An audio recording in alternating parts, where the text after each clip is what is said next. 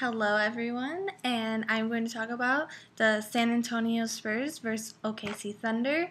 Their game was this Thursday that just passed, November 1st, 2012. Now let's get started and talk about the details of this game. Alright, so there was quite a bit of talk before the game.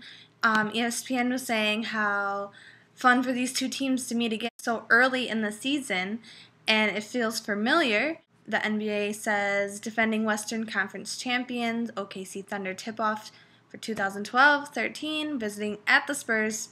Ginobili was out. He may return Saturday, and hopefully everything's going well for him. And the starters for San Antonio Spurs were updated on Twitter. They said Parker, Green, Leonard, Diaw, and Duncan were all going to start. And moving on to audience interaction. The host of the game, they had questions for the audience to answer, and you could vote. A couple of questions at the beginning of the first half were, who will have the most points by the end of the first quarter? And 0% said the Spurs, and 100% said OKC, which was interesting. I found it interesting because it was home at San Antonio, and I just feel like none of the fans voted for the Spurs, which was weird. Which point guard will score the most points in the first quarter? Tony Parker 6%, Russell Westbrook 94%. And then after the first half, they did another poll pretty much for the audience, and it was who will have more rebounds by the end of the first half. Tim Duncan 48% and Ibaka 52%. Who will have more points for the Thunder at the end of the half? They said Kevin Durant 88% and Russell Westbrook 11%.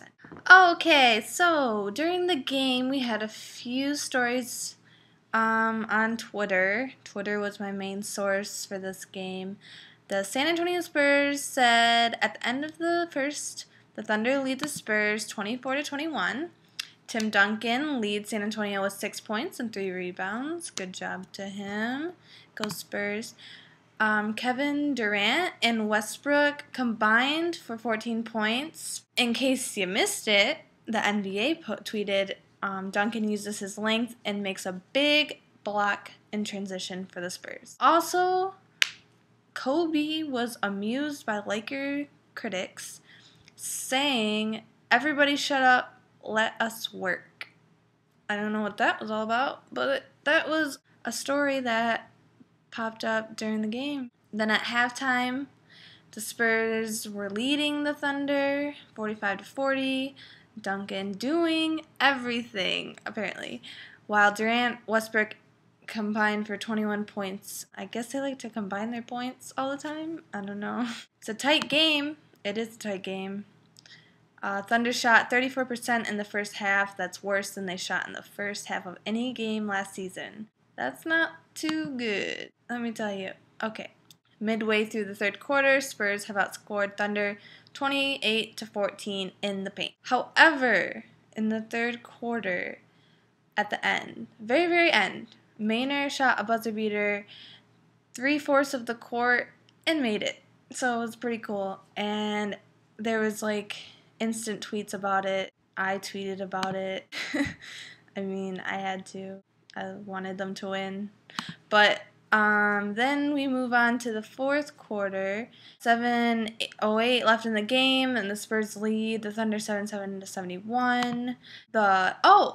This is important. Okay, so the last layup that just happened during the game, Kevin Durant joined the 10,000 point club. Congrats from the NBA. At the end of the fourth quarter, it was a tied game, and Tony Parker sinks a buzzer beater to lift the Spurs past the Thunder 86-84. Duncan finished with 20 points and 8 rebounds to lead San Antonio. Buzzer beater was pretty big. 2 buzzer beaters in one game, that's pretty sweet. ESPN put a funny tweet on Twitter saying Tony Parker's hand is going to be hurting from high fives tomorrow.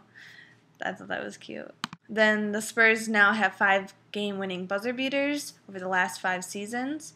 They're tied with the Lakers for the most in the NBA. Alright, and that is my update for OKC versus San Antonio.